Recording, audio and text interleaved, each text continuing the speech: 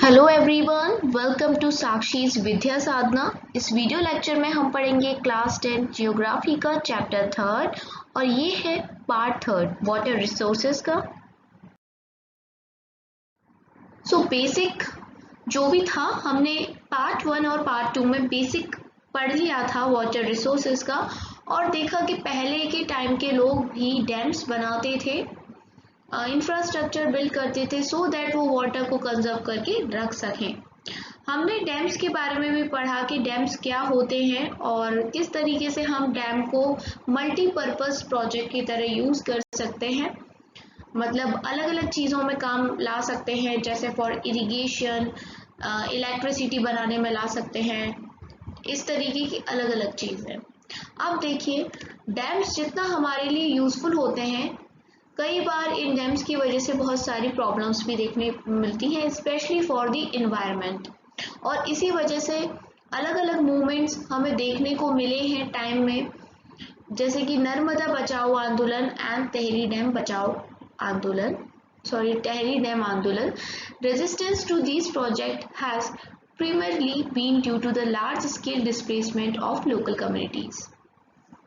जो सबसे बड़ी रुकावट आती है इन प्रोजेक्ट्स को बनने में, मान लीजिए आज सरकार घोषित कर दे कि हम एक नया डैम बनाने जा रहे हैं किसी भी रिवर के ऊपर, तो सबसे पहले जो एक रेजिस्टेंस उनको मिलता है, विरोध सबसे पहले मिलता है, वो ये कि जब वो डैम बनाएंगे तो उनको एक ज़मीन चाहिए होगी और बहुत बड़ी ज़मीन का टुकड़ा चाहिए होगा। उस ज़मीन के टुकड़े पे जो लोकल लोग रह रहे होते हैं उनको वहाँ से डिस्प्लेस करना पड़ता है। क्या करना पड़ता है? डिस्प्लेस, मतलब शिफ्ट करना पड़ता है, जिसकी वजह से उन रहने वाले लोगों को, लोकल पीपल को बहुत दिक्कत होती है। तो ये एक बहुत बड़ा मुद्दा है। Local people often had to give up their land, livelihood and their meager access and control over resources for the greater good of the nation। लेकिन वो लोग क्या करें, वो मजबूर होते हैं। कॉन्ट्रोवर्सीज होती हैं, काफ़ी दिन तक होती हैं, लेकिन अंत क्या होता है कि उन लोगों को हटना ही पड़ता है, उस जगह को छोड़ना पड़ता है देश के लिए। और क्या करें, डैम्स ज़रूरी भी तो है बनाना, क्योंकि डैम से सबसे बड़ी चीज़ तो इलेक्ट्रिसिटी प्रोड्यूस हो रही है, और बिना इलेक्ट्रिसिटी के हम आजकल काम नहीं कर सकते हैं, हर चीज़ में इलेक्ट्रिसिटी की नीड है। So if the local people are not benefiting from such project, then who is benefited. अब मानो लोकल पीपल को तो हम वहाँ से उठा के कहीं और शिफ्ट कर रहे हैं, तो लोकल लोगों को तो फ़ायदा हो नहीं रहा डैम से, तो फिर फ़ायदा किसे हो रहा है? Perhaps the landowners and large farmers, industrialists and few urban centers। जहाँ तक मेरा अंदाज़ा है या लोग जानते हैं, जो ज़मीन, जिसकी ज़मीन पर डैम बन रहा है, बड़े बड़े जो फार्मर्स हैं, जो इंडस्ट्रीज चलाते हैं लोग, बड़े बड़े लोग, मतलब उनको फ़ायदा हो रहा है। Take the case of the landless in a village, does he really gain from such a project? ज़रा सोच के देखो, एक इंसान जो गांव में रहता है और उस पर अपनी खुद की ज़मीन भी नहीं है, वो अपना गुजारा करता है दूसरे की ज़मीन पे काम करके, तो क्या उसे कोई फ़ायदा होगा ऐसे प्रोजेक्ट पे काम करके? सोचने वाली बात है। अब एक नज़र हम देखेंगे नर्मदा बचाओ आंदोलन के ऊपर, और इंग्लिश में कह दीजिए सेव नर्मदा मूवमेंट। ये है एक NGO, non governmental organisation, that mobilized tribal people, farmer, environmentalist and human rights activists against the Sardar Sarovar Dam being built across the Narmada River in Gujarat। देखिए, नर्मदा रिवर मध्य प्रदेश से निकलती हुई गुजरात में जाती है, और गुजरात में इस नदी के ऊपर, नर्मदा नदी के ऊपर एक डैम बनाया जा रहा था जिसका नाम था सरदार सरोवर डैम। तो इसकी वजह से देखने को मिलती हैं बहुत सारी क्रिटिसिज्म कि ये डैम मत बनाओ, ठीक है। ओरिजिनली जो लोग थे, क्यों थे खिलाफ इस प्रोजेक्ट के? क्योंकि वहाँ जो पेड़ थे, अगर ये डैम बनता, मतलब अब तो है, ये डैम बनने से जो वहाँ के पेड़ हैं वो पूरी तरीके से पानी में डूब जाते, ये प्रॉब्लम थी। Recently, it has refocused the aim to enable poor citizens, especially the outseats, जिसे हम कह सकते हैं displaced people, to get full rehabilitation facilities from the government।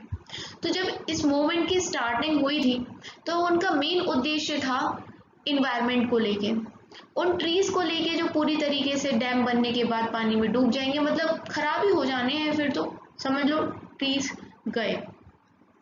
लेकिन अब दोबारा से इनने इस नर्मदा बचाओ आंदोलन के अंदर फोकस किया उन लोगों के ऊपर जिनके घर उजड़ गए। घर उजड़ना ही तो कहेंगे ना, जहां पर वो इतने टाइम से रह रहे थे, अचानक वहां डैम बनने की वजह से उन्हें अपना सब बोरिया बिस्तर लेके कहीं और जाना पड़ेगा, तो ये बहुत इजी नहीं है।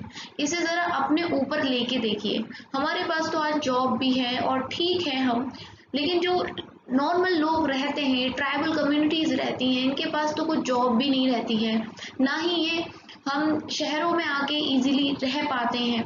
ये इन्वायरमेंट के पास ही रहना पसंद करते हैं, नेचुरल रिसोर्सेज को ही यूज़ करना पसंद करते हैं, तो इनके लिए कितना ज़्यादा डिफ़िकल्ट होगा। तो जब दूसरी बार फोकस किया गया अंडर नर्मदा बचाओ आंदोलन, तो वो ये उद्देश्य था कि जो ये लोग हैं इनको रिहेबिलिट करा जाए, मतलब इनके घर दोबारा बसाए जाएं, इनको ज़मीन दी जाए, रहने के लिए जगह दी जाए। People felt that their suffering would not be in vain, accepted the trauma of displacement, believing in the promise of irrigated fields and plentiful harvests. देखो, जब ऐसा कुछ होता है, लोगों से ज़मीन ली जाती है तो काफ़ी वादे किए जाते हैं कि हम आपको खेत दे देंगे, पैसा दे देंगे वगैरह वगैरह। लोगों का भी यही सोचना था कि उन्होंने जो ये टेंशन लिया, जो सैक्रिफाइस किया उन्होंने अपनी ज़मीन देके, वो वेस्ट नहीं जाएगा, उनको खेत मिल जाएंगे, उसके बदले में कुछ मिलेगा। So often the survivors of Rihan told us that they accepted their sufferings as sacrifice for the sake of their nation. तो बताया जा रहा है रिहान के एक सर्वाइवर ने, मतलब जिसका घर डिस्प्लेस किया गया था, कि हमने अपनी राष्ट्र की डेवलपमेंट के लिए, नेशन के डेवलपमेंट के लिए ये त्याग किया अपनी ज़मीन देके। But now after 30 bitter years of being adrift, their livelihood having even being more precarious, they keep asking, are we the only ones chosen to make sacrifice for the nation? लेकिन अब 30 साल बाद जब उनकी लाइवलीहुड, जो उनका रोजगार जो है, जीवन शैली और बर्बाद होती जा रही है, रहने के लिए अच्छी जगह नहीं, खाने पीने के लिए चीज़ें नहीं हैं, तो वो अपने आप से एक क्वेश्चन दिमाग में उनके लिए यही आता है कि नेशन के लिए कुछ करने के लिए हम ही बने हैं, कि जो बाकी के लोग हैं, सिटीज़ में रह रहे हैं, ये कब काम आएंगे? कि जब भी सेक्रीफाइस की बात आती है तो हम ही लोकल कम्युनिटीज़ को सेक्रीफाइस करना पड़ता है। तो ये क्वेश्चन उनके दिमाग में आता है। पहले तो उन्होंने कर ही दिया था ना सेक्रीफाइस, लेकिन जब उनको उसके बदले में कुछ नहीं मिला, अभी भी बेचारे ऐसे ही रह रहे हैं और बुरी हालत में रह रहे हैं, तो ये क्वेश्चन उनके मन में आता है, और ये आना बिल्कुल सही भी है।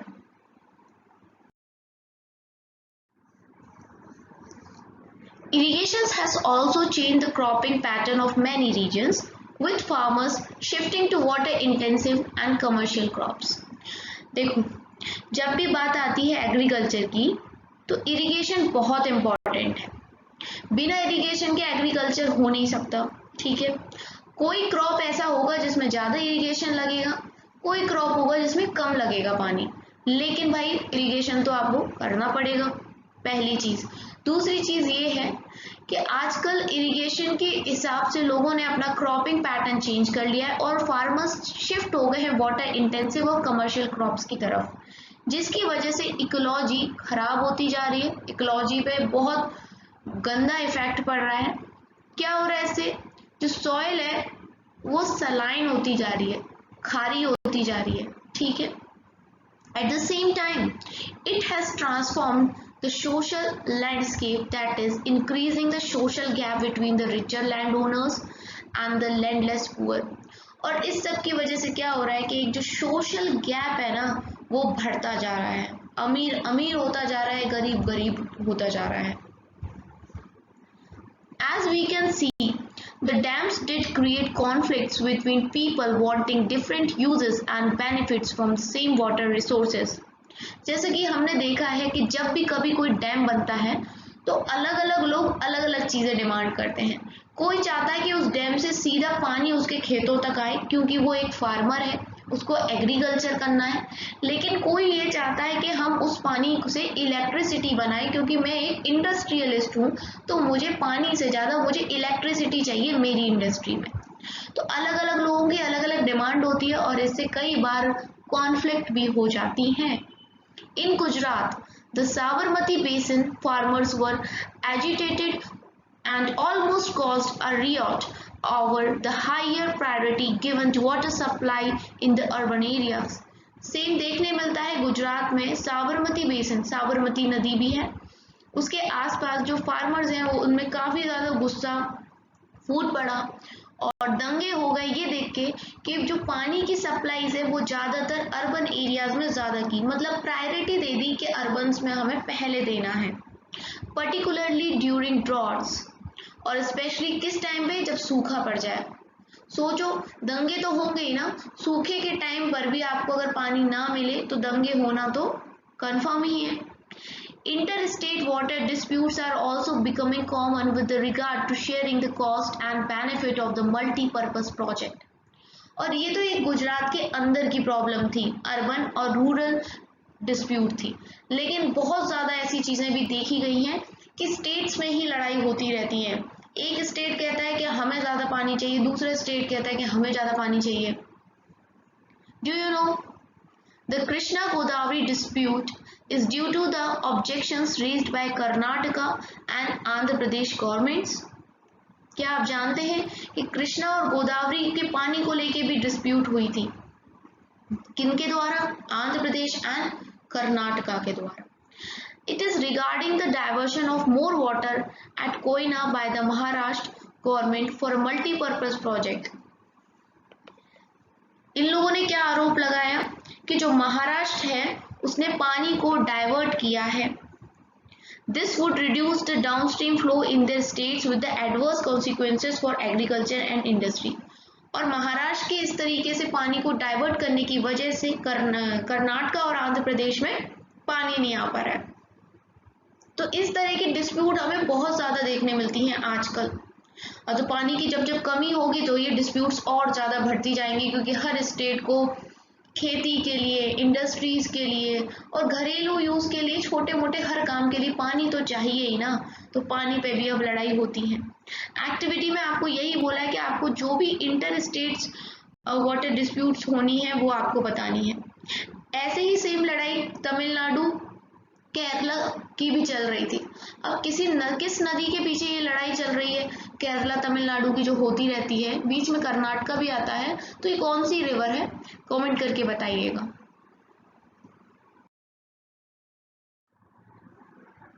देखिए इस मैप में रिवर्स दे रखी हैं और अलग अलग रिवर्स हैं जो इम्पोर्टेंट है, मैं उनको मार्क कर दूंगी, ठीक है।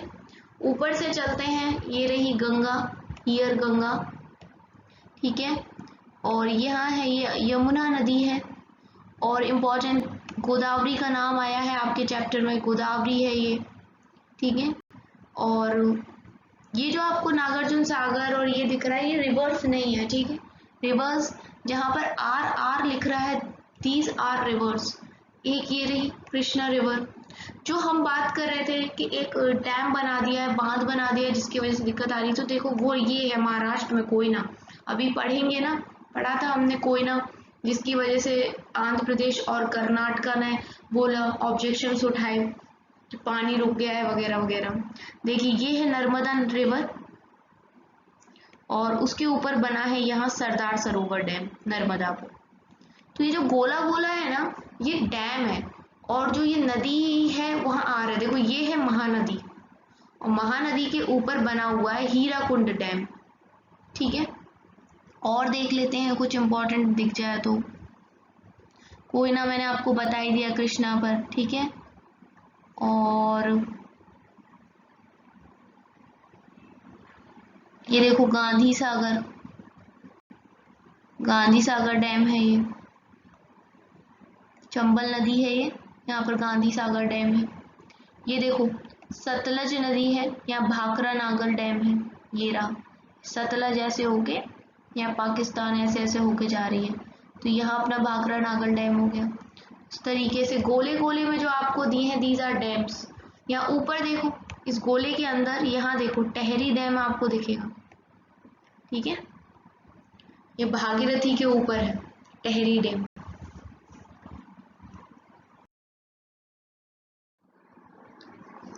Most of the objections to the project arose due to their failure to achieve the purposes for which they were built। देखो डैम्स बन तो गए हैं, और जब डैम्स कोई बनाता है, जैसे कोई भी चीज़ जब हम बना रहे होते हैं प्रोजेक्ट, तो बहुत सारे गोल सेट किए जाते हैं, टारगेट सेट किए जाते हैं कि अरे हम ये कर देंगे वो कर देंगे। लेकिन देखा गया कि डैम तो बन गया, लेकिन जो टारगेट सेट किए थे वो फुलफिल करने में वो डैम जब फेलियर सिद्ध हो जाता है तो और भी ज़्यादा जो क्रिटिसिज्म है झेलना पड़ता है। Ironically, the dams that were constructed to control floods have triggered floods due to the sedimentation in the reservoir। जो डैम बाढ़ को रोकने के लिए बनाए गए थे, बाढ़ यानी फ्लड को रोकने के लिए बनाए गए थे, क्या करते हैं वो उल्टा कर देते हैं, बाढ़ को और ज्यादा ट्रिगर कर देते हैं, और ज्यादा बढ़ाते हैं, मिर्च मसाला लगा देते हैं कि जा और तेज जा। समझ रहे हो ऐसा क्यों होता है? क्योंकि हमने अभी पिछली वीडियो में पढ़ा था कि यहाँ बांधों के अंदर, डैम्स के अंदर सेडिमेंटेशन हो जाता है, जो बाढ़ को और ज्यादा बढ़ा देता है, फ्लो और तेज कर देता है। Moreover, the big dams have mostly been unsuccessful in controlling floods at the time of excessive rainfall। और तो और देखा गया कि जो बड़े बड़े डैम्स होते हैं वो कंट्रोल नहीं कर पाते हैं बाढ़ को जब ज़्यादा तेज बारिश होती है। You may have seen on read how the release of water from dams during heavy rains aggravated the flood situation in Maharashtra and Gujarat in 2006। आप मेरी पहली वीडियो देखना, उसके स्टार्टिंग में ही एक वीडियो चलती है जिसमें कितना तेज फ्लो दिखाया गया है डैम से पानी निकलने का। तो एक तो पहले से ही बारिश हो रही है, पानी भर गया जगह जगह पे, ऊपर से आपने डैम का पानी और छोड़ दिया है, तो बताओ क्या हालात होंगे। इसी प्रकार का हुआ था महाराष्ट्र और गुजरात में 2006 में। The floods have not only devastated life and property but also caused extensive soil erosion। Generally जब भी फ्लड्स आती हैं तो सबसे पहले हमारे दिमाग में हिट करता है कि लोग मरे होंगे और बिल्डिंग्स खराब हो गई, इंफ्रास्ट्रक्चर खराब हो गया हमारा। लेकिन इसका एक बहुत ही चीज़ बड़ी बात भी है कि ये सॉइल इरोजन कर देता है, मतलब सॉइल को भी खराब कर देता है। फिर हम उसमें फार्मिंग करेंगे तो फसल हमारी अच्छी नहीं होगी। Sedimentation also means that floodplains were deprived of silt, a natural fertilizer, further adding on to the problem of land degradation। एक और प्रॉब्लम होती है डैम्स की वजह से, जो सेडिमेंटेशन होती है तो उसमें क्या रहता है, देखो कहीं से भी कोई नदी जाती है, मैंने आपको बताया था कि नदी के आसपास की जगह जो होती है काफ़ी फर्टाइल होती हैं, खेती करने के लिए बहुत अच्छी होती है, और उन जगहों पे सिल्ट मौजूद होती है सॉइल में, जो एक नेचुरल फर्टिलाइजर का काम करती है। लेकिन सेडिमेंटेशन होने की वजह से ये जो सिल्ट है ना, ये गायब हो जाती है। अब जब नेचुरल फर्टिलाइजर सॉइल में से चला गया तो सॉइल की क्वालिटी तो पुअर हो जाएगी ना, तो ये भी एक प्रॉब्लम है जिसकी वजह से लैंड डिग्रेडेशन भी होती है। It was also observe that the multipurpose project induced earthquakes, caused waterborne diseases and pests and pollution resulting from excessive use of water। आप बहुत सारे एडवांटेजेस भी लिख सकते हैं डैम्स के और बहुत सारे डिसएडवांटेजेस भी। अब इतनी देर से मैं आपको डिसएडवांटेजेस ही बता रही हूँ डैम के, और ख़त्म नहीं हो रहे हैं। और देखिए तो अर्थक्वेक का भी एक प्रॉब्लम क्रिएट करते हैं डैम्स। दूसरा, पानी से होने वाली जो डिसीजेज होती हैं वो भी कर देते हैं, पॉल्यूशन भी हो जाती है। तो इतनी सारी प्रॉब्लम्स हैं जो कि डैम की वजह से देखने को मिलती हैं। नाउ हम देखेंगे रेन वाटर हार्वेस्टिंग। क्या होता है ये rain water harvesting? Many thought that the given disadvantages and rising resistance against the multi-purpose projects, water harvesting system was a viable alternative, both socio-economically and environmentally। देखो, dams के इतने सारे disadvantages की वजह से इसका बहुत विरोध होता है और लोग सोचते हैं कि वाटर हार्वेस्टिंग ज़्यादा बेटर है और एक अच्छा अल्टरनेटिव है, क्योंकि इससे कोई सोशियो इकोनॉमिक प्रॉब्लम भी नहीं होती है, ना ही इन्वायरमेंट को कोई प्रॉब्लम होती है। In ancient India, along with the sophisticated hydraulic structures, there existed an extraordinary tradition of water harvesting system. देखो, पहली वाली वीडियो में हमने पढ़ा था कि पुराने टाइम के लोग भी हाइड्रोलिक स्ट्रक्चर्स बनाए करते थे, लेकिन उसके साथ साथ वो लोग वाटर हार्वेस्टिंग सिस्टम को भी फॉलो करते थे। People had in depth knowledge of rainfall regimes and soil types and developed wide ranging techniques to harvest rainwater. लोगों को काफ़ी अच्छी नॉलेज थी रेनफॉल की, कि किस प्रकार से कैसे रेनफॉल होगी, कब आएगी, मौसम देख के ही समझ जाते थे, पहले किताबें नहीं होती थी। सॉइल के टाइप को पता होता था, तो उनके पास बहुत सारी टेक्निक्स थी कि कैसे वो वाटर हार्वेस्टिंग करें। Ground water, river water and flood water in keeping with the local ecological condition and their water needs. In hill and mountainous region, people built diversion channels like the Guls or Kuls of the Western Himalayas for agriculture. जो पहाड़ी इलाके हैं वहाँ पर लोग क्या diversion channels बनाते हैं। चैनल्स आप छोटी छोटी नालियाँ समझ लीजिए, पतली पतली सकरी सकरी सी, जिनको वहाँ लोग गुल्स या कुल्स बोलते हैं, वेस्टर्न हिमालय में बनाए जाते हैं for agriculture. Rooftop rain water harvesting was commonly practiced to store drinking water, particularly in Rajasthan. Rooftop क्या होता है? छतों के ऊपर पानी का रेन वाटर हार्वेस्टिंग करने मेनली किस लिए होता है? पीने के पानी के लिए, और ये राजस्थान में ज़्यादा किया जाता है बिकॉज वहाँ तो बहुत कमी है पानी की। In the flood plains of Bengal, people developed inundation channels to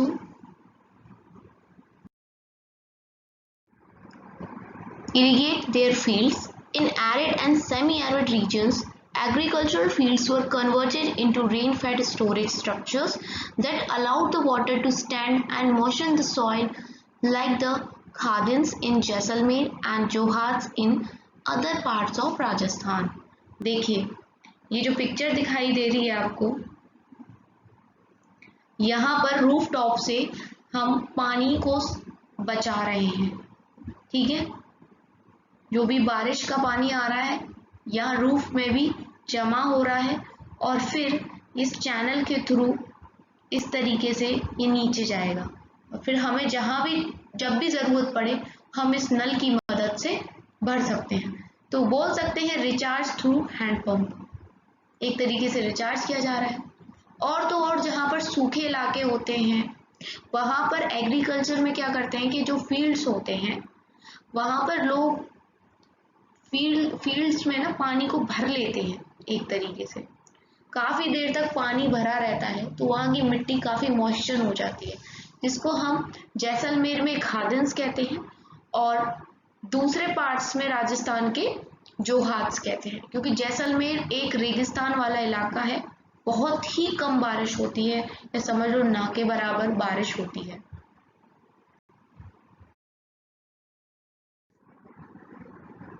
अब ये एक और पिक्चर है जिसमें एक कुआं टाइप का है, उससे किया जा रहा है। पहली पिक्चर में हैंडपंप था। अब देखिए इसमें होता क्या है। Roof top rain water is collected using PVC pipe. पहले तो पाइप की मदद से हम भी जो भी रूफ में जो भी पानी हमारा बारिश का जमा हुआ है उसको कलेक्ट करते हैं। देन उसको फिल्टर किया जाता है सैंड्स और ब्रिक्स की मदद से, ठीक है, रेत और ईंटों की मदद से उसे छाना जाता है। Underground pipe takes water to sump for immediate use, और अंडरग्राउंड एक पाइप होती है जो इमीडिएट यूज को पानी को वहां तक ले जाती है। Excessive water from the sump is taken into the well, और जो भी एक्स्ट्रा वाटर होता है उसको वेल में डाल देते हैं। देखो ये जा रहा है ना पानी। Water from the well recharge the underground, take water from the well later. अब क्या हो गया, हमने इस पानी को भर लिया और जब भी इन फ्यूचर हमें यूज होगी हम इसको यूज कर लेंगे, वेल से पानी निकाल लेंगे। तो इस तरह की चीजें होती हैं। Are you a water harvester? This monsoon join us in counting the rain drops. तो देखो हम ऐसे इलाकों में रहते हैं कि अभी हमें इतनी ज़्यादा ज़रूरत तो नहीं पड़ती है वाटर हार्वेस्टिंग करने की। मैं अपनी बता रही हूँ, अब आप जो जहाँ रहते हैं पता नहीं, लेकिन करना हमें चाहिए क्योंकि फ्यूचर में ज़रूरत सबको पड़ने वाली है। पानी की काफ़ी किल्लत हो गई है, बहुत कमी हो गई है, तो ज़रूरत सबको पड़ने वाली है। तो इस बार ट्राई करके देखना कैसा होता है जब बारिश हो। इस बार मानसून आए, वैसे मानसून आने वाला है अब, ठीक है। In the semi-arid and arid regions of Rajasthan, particularly in Bikaner, Falodi and Barmer, almost all the houses traditionally had underground tanks or tankas for storing drinking water. तो ट्रेडिशनली यानी पुराने टाइम से ही चला जा रहा है। जो भी गांव है हमारे मतलब या फिर रेगिस्तान वाले इलाका है जो वेस्टर्न पार्ट है राजस्थान का, बीकानेर, फलौदी, बाड़मेर, यहाँ ज़्यादा सूखा पड़ता है, वहाँ ज़्यादातर सभी घरों में ऐसे टैंक बने हुए हैं जिसमें वो लोग पीने का पानी स्टोर करते हैं। The tanks could be as large as a big room, और ये टैंक्स एक कमरे जितने बड़े भी हो सकते हैं। One household in Falodi had a tank that was 6.1 meters deep, 4.27 meters long and 2.44 meters wide. इतना बड़ा होगा, सोचो इसकी वॉल्यूम कितनी ज़्यादा होगी। The tankers were a part of the well-developed rooftop rainwater harvesting system and were built inside the main house or the courtyard. तो ये रेन वाटर हार्वेस्टिंग से जो पानी आता है उसको स्टोर करने के लिए ये लोग अपने घर में टंकीज या टंकास जो भी बोलो बना लेते हैं। They were connected to the sloping roofs of the house through a pipe. ये स्लोपिंग रूफ्स होती है, ढलान वाली पाइप से कनेक्टेड होती हैं। Rain falling on the rooftop would travel down the pipe and was stored in these underground tankas. तो जो भी रूफ में मतलब छत पे पानी जमा होता है वो पाइप के थ्रू फिर इन टंकियों में भर जाता है। टंकास लिखा हुआ है। The first spell of rain was usually not collected as this would clean the roofs and the pipe. जो पहली बारिश होती है उसको कलेक्ट नहीं किया जाता क्योंकि उस बारिश से जो हमारी छत है वो धुलती है एंड पाइप्स धुलती हैं। The rain water from the subsequent shower was then collected, और उसके बाद जब लगातार बारिश होती है, अच्छा पानी आ जाता है, तब कलेक्शन स्टार्ट किया जाता है। The rain water can be stored in the tankas till the next rainfall, making it an extremely reliable source of drinking water. और ये इतने दिन तक भरा रहता है जब तक दूसरी रेनफॉल ना आ जाए। When all other sources are dried up, और पूरे अदर जो भी सोर्सेज थे वो तो सूखे पड़ जाते हैं, फिर इसी पानी से वो लोग काम चलाते हैं जब तक दूसरा मानसून नहीं आता। Floods, basic safety precautions to be taken.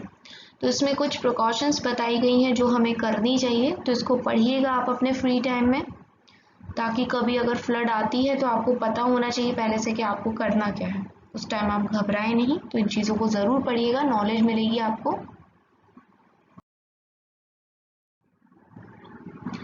तो हम रेन वाटर हार्वेस्टिंग को पढ़ रहे थे। रेन वाटर और palar pani as commonly referred to in these part is considered the purest form of natural water. तो प्योरेस्ट फॉर्म माना जाता है जो रेन वाटर होता है, इसको पल्लर पानी भी कह रहे हैं इन इलाकों में, ठीक है, राजस्थान के।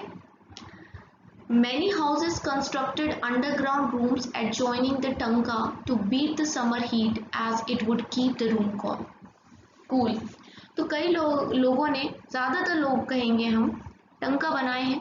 इससे क्या होता है कि पानी तो मिलता ही है लेकिन जो समर की हीट होती है इससे भी बचाता है। चलिए इंटरेस्टिंग फैक्ट दिया है, इसे भी पढ़ लेते हैं, इसे क्यों छोड़ें। Rooftop rain water harvesting is the most common practice in Shillong, Meghalaya.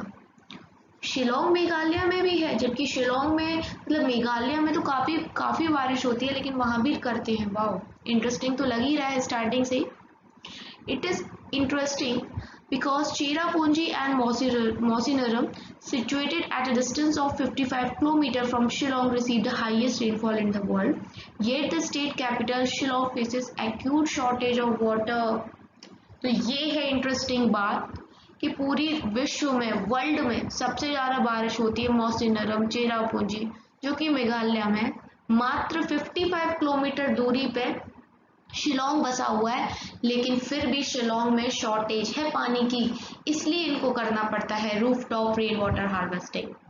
Nearly every household in the city has a rooftop rainwater harvesting system, और इसलिए लगभग हर घर पे ये रूफटॉप रेनवाटर हार्वेस्टिंग की स्ट्रक्चर बना हुआ है। लगभग 15 से 25% का जो टोटल पानी रिक्वायरमेंट है एक घर का, वो यहीं से आता है। बताओ, सिर्फ 55 किलोमीटर की दूरी पे ही इतना अंतर कि एक जगह दुनिया की सबसे ज्यादा बारिश होती है, मतलब पूरे टाइम बारिश ही होती रहती है, और एक जगह पानी की शॉर्टेज है। इसलिए ये इंटरेस्टिंग फैक्ट है। एक्टिविटी में क्या दिया है? Find out other rain water harvesting system existing in and around your locality. तो पता करिए अपनी लोकेलिटी में और क्या क्या ट्रेडिशनल मेथड्स हैं। सबसे अच्छा चीज़ होगा कि आप अपने दादा दादी, नाना नानी, इनसे पूछिए, क्योंकि ये लोग पुराने टाइम के हैं, तो इनको पता होगा कि कैसे कैसे ये पानी को जमा करते थे। Today in western Rajasthan, sadly, the practice of rooftop rainwater harvesting is on the decline as plenty of water is available due to the perennial Indira Gandhi Canal, though some houses still maintain the tankas since they do not like the taste of tap water. एक थोड़ी दुखद चीज़ है, हम ज़माने के साथ साथ आगे बढ़ते जा रहे हैं, जो बहुत अच्छी चीज़ है, लेकिन अपनी पुरानी ट्रेडिशंस को छोड़ते जा रहे हैं, जो अच्छी चीज़ नहीं है। और वैसा ही राजस्थान में हो रहा है। जब से ये इंदिरा गांधी नहर बनी है, इंदिरा गांधी कैनाल बनी, तब से लोगों ने काफ़ी कम कर दिया है अपने घरों में टंका बनवाना, और वो लोग यहीं से पानी का गुजारा कर लेते हैं। पहले ज़्यादा समस्या थी, लेकिन कुछ लोग अभी भी टंका रखे रहे हैं जो पुराने हैं, क्योंकि उनको टेस्ट अच्छा नहीं लगता है नल के पानी का, उनको अपने वो टंके का स्वाद लगा हुआ है और वही पसंद है। Fortunately, in many parts of rural and urban India, rooftop rainwater harvesting is being successfully adapted to store and conserve water. तो ये बहुत अच्छी बात है कि कुछ लोग चलो छोड़ रहे हैं टेक्निकल मतलब माहौल में घुस गए हैं, भैया नहरों का पानी पसंद आ रहा है उनको, पुराने ट्रेडिशंस को भूल रहे हैं। लेकिन बहुत लोग ऐसे हैं जो अपना भी रहे हैं इसको, जैसे कि गेंडाथुर का एग्जाम्पल दिया है। एक रिमोट विलेज है कर्नाटका में, मैसूरू के पास, जहाँ पर बहुत सारी फैमिलीज़ ने ये इंस्टॉल करा है रेन वाटर हार्वेस्टिंग सिस्टम, और काफ़ी अच्छी चीज़ें हमें देखने को यहाँ से मिलेंगी। लगभग 200 घरों ने इंस्टॉल कर रखा है। ठीक है, अभी हम फिगर में देखेंगे 3.6 में किस प्रकार से इन लोगों ने रूफटॉप रेन वाटर हार्वेस्टिंग की है। लगभग ये जो गेंडाथुर जगह है, यहाँ पर लगभग 1000 mm पानी होता है, जिसमें से 80% तो कलेक्शन एफिशिएंसी, मतलब इतना ज़्यादा कलेक्ट कर ही लेते हैं। और 200 हाउसेज जो हैं, उससे लगभग अगर देखा जाए तो साल भर में जो इनका नेट अमाउंट निकल के आता है वो है 1 लाख लीटर। बहुत ज़्यादा है, बहुत अच्छी चीज़ है ये। तो ये देखिए, ये पिक्चर है जो गेंडाथुर के लोगों ने की रखी है। Rooftop harvesting was common across the towns and villages of Thar. तो यहाँ पर हमें थार के एग्जाम्पल से बताया है, लेकिन अभी हमने जो पढ़ा था वो था कर्नाटका मैसूरू में Gendathur village. Rain water that falls on the sloping roofs of the houses is taken through the pipes लगी होती हैं into the pipe and underground tanka, जो कि एक सर्कुलर गोला होता है, एक सर्कुलर, उसमें होके चली जाती है। Built in the main house और in the courtyard. The picture above shows water being taken from the neighbour's roof through the long pipe. Here the neighbor's rooftop has been used for the collection of rain water. The pictures देखो, चलो इस picture में थोड़ा कम समझ में आ रहा है, मैं आपको बताती हूँ। छत होती है, छत पे पानी कलेक्ट होता है, छत पे से एक पाइप लगा दी जाती है जो नीचे ज़मीन तक आती है, जहाँ पर एक गड्ढा किया जाता है, और वहाँ पर उस गड्ढे के अंदर क्या होता है, एक टंका होता है। ठीक है, वो आपके आंगन में भी हो सकता है या कमरे के अंदर भी हो सकता है, तो उस टंके में सारा पानी कलेक्ट हो जाता है। बस ये है ये मैथड। इंटरेस्टिंग फैक्ट जान लो, बहुत अच्छे अच्छे इंटरेस्टिंग फैक्ट आ रहे हैं इस बुक में। Tamil Nadu is the first state in India which has made rooftop rainwater harvesting structure compulsory to all the houses across the state. Wow, कितना अच्छा इनिशिएटिव है। मुझे लगता है हर स्टेट को ऐसा इनिशिएटिव लेना चाहिए, तो कुछ तो पानी की बचत होगी ही पक्का।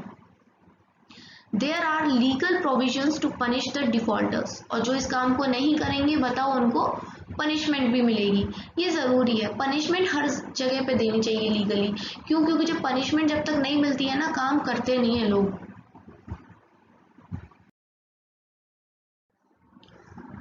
रेन वाटर हार्वेस्टिंग तो बहुत अच्छा सिस्टम था ही, एक और प्यारा सा सिस्टम है, वो है bamboo drip irrigation system. Wow, क्या अकल लगाई है किसी ने कि मतलब नदी से बैम्बू की मदद से पानी पेड़ों की जड़ तक लेके आ रहे हैं।